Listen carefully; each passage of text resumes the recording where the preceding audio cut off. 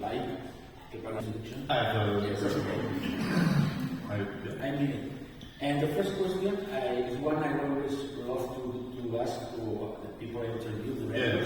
What was the first horror movie you saw as a child? And you say, oh, I like it. Maybe I could. You know? That was Rosemary's Baby. I remember seeing that as a kid, like on my father's television in his den, and being totally freaked out by it. And like, I remember my mom came off and turned it off, like partway through, like this is not, this is inappropriate for you. But I think I definitely remember that movie and being really shaken up by it and fascinated by it, and actually, oddly enough, like Polanski, despite his difficulties, is still one of my, still a filmmaker that I really admire. Repulsion being one of my favorite movies. And so yeah, the Rosemary's Baby, and that was one that definitely resonates. I remember seeing Night of the Living Dead, George Romero's first zombie movie, and being deeply affected by that as well. Most of these were like movies on television on a Saturday morning. They would screen horror films. It was the kind of thing that back in the 70s that was popular.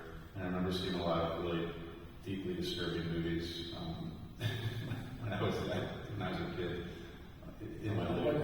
What age do you have? Yeah, 10, 11. Yeah, 10, 11. So, yeah, the informative years, when you're deeply, when your vision of the future is shaped, by the kind of movies that you see. Yeah. What do you decide to become a filmmaker? When? Yes. I think I'd always had it in my back of my mind that making movies was something that I wanted to do. But I don't think it really kicked in until I made my first independent film back in the early 90s. Up to that point, it was just having various jobs in the business, working as an editor, working as a production assistant on various projects. But until I actually got my hands dirty and made my own movie and saw what the process was like, all the fun of doing it and the challenges of doing it, that's when I realized, this is something I want to keep doing. But I think that's when it kicked in. When I made my first film. One of the first movies you saw as a teenager or child, you have seen called Polanski. Yeah. Rosemary's Baby and Repulsion. And I think it's very connected to the horror movies you like about this kind of psychological. Yeah. Because when I saw Session 9, it has some Polanski, like this guy making crazy in this whole building. Why you gravitated to this kind of psychological horror?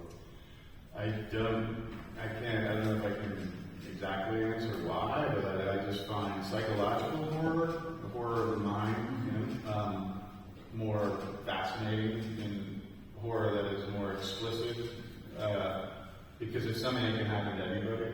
It's like we can all lose our mind. The monster inside of each of us can come out and do horrible things if we don't keep it down. So I think that I've always been fascinated by that, and also how do you depict or show how do you show some psychological horror in a way that's visual, where you're not showing blood and guts and gore, but it's more like horror of the mind. How do you depict that visually? That was always something that was interesting.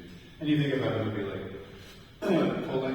Repulsion, and how Polanski is able to pull out of Catherine Deneuve's performance and how he visually depicts her going mad, really. That to me is very interesting.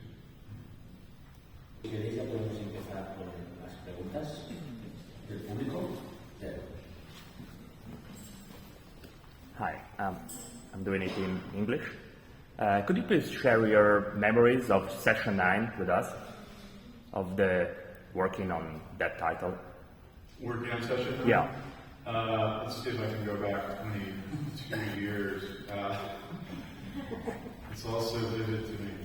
I mean, that movie was it was a very challenging movie to make because we shot in an actual abandoned mental hospital that was the location for the story, and it was not a pleasant, it was a very difficult place to shoot, physically difficult to shoot there, and dangerous, floors were collapsing, it was a very challenging environment, but that being said,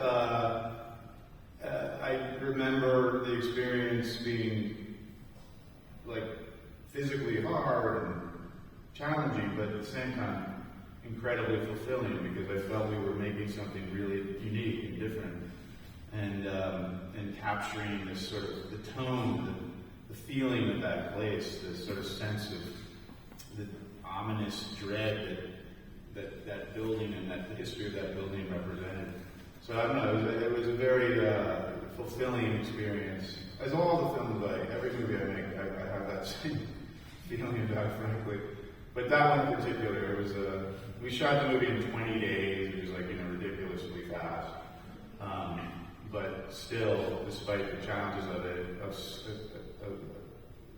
a definitively amazing experience for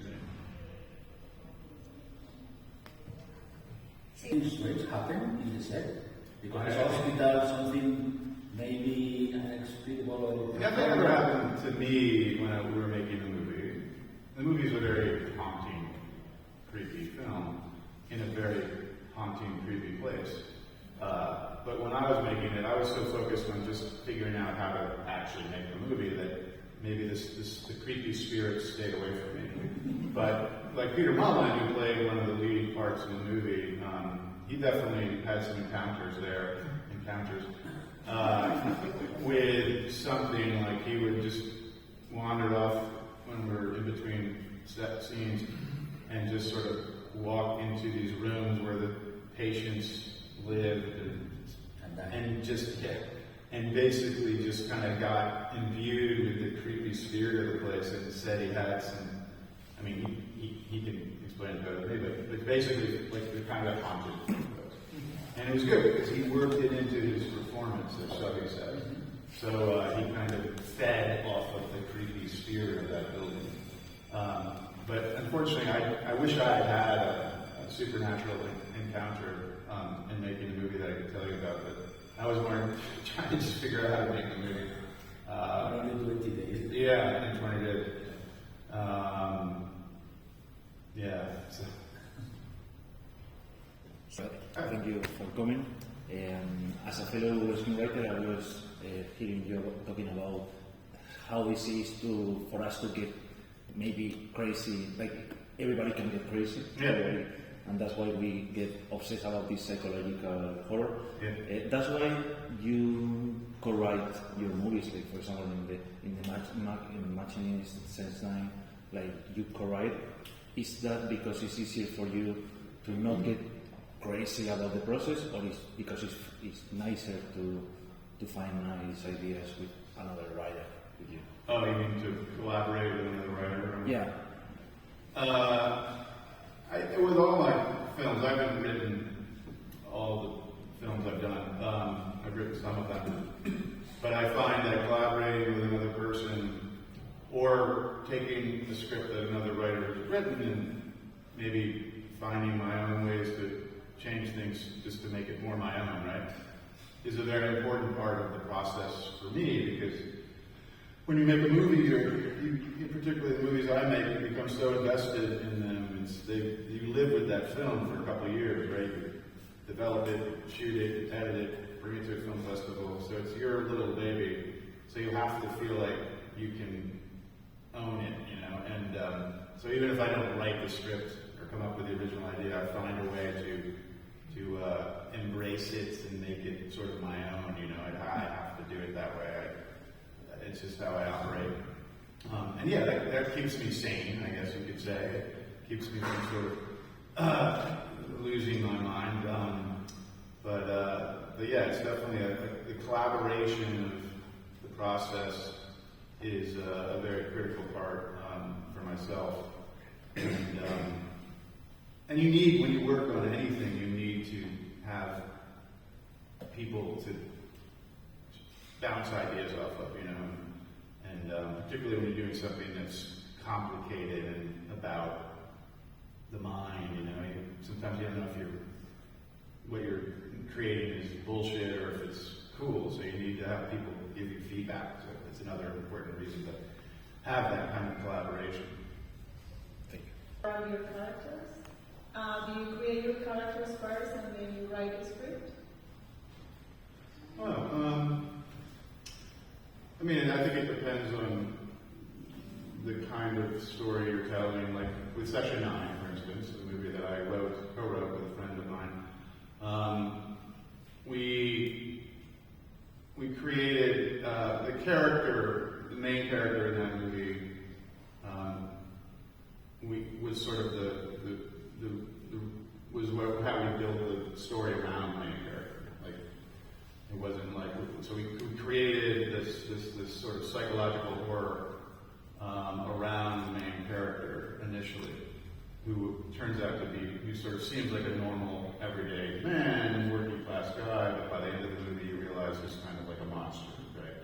So that was sort of our launching off point for that particular movie. But I think, like, it depends. I mean, you know, if the movie's very character-driven, then I think the characters are what drive the creative process initially. But it could also be a story that's more just about the situation, and the characters evolve out of that. So it can go either way, I think. But both ways of creating a story are legitimate. It's sort of, I think it depends on the particulars of the story that you're trying to tell. But yeah, I didn't write the movie that's here this time, but I know that the thing that I liked about the story was the character of the mother in the story. Like that, the character and her situation and her struggle to save her child, to me, was what was so compelling about the story. The character is always probably the most critical, most interesting part of the story from my perspective.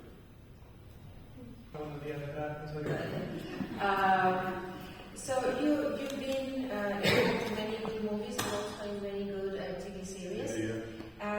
How do you approach the TV series when you work? Do you approach it from a different perspective? Is it something less personal than making a movie?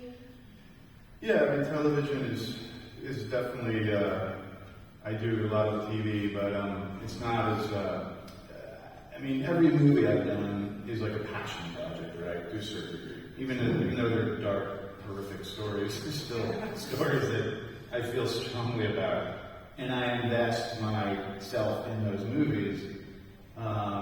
So they become like my children. That's the corny way to describe it.